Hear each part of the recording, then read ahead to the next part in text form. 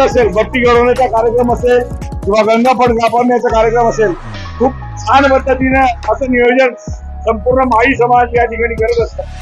धन्यवाद महाजन सर आणि मनोज पाटील सर की आपण या माध्यमातून सोशल मीडियाच्या माध्यमातून आमच्या समाजाला तुम्ही एक सोशल मीडियाच्या माध्यमातून या ठिकाणी प्रेझेंट केलं, त्याबद्दल मी आपलं समस्त फुलमाळी समाज सुधारणा पंचमंडळाच्या वतीनं आपलं पडस्य आभार.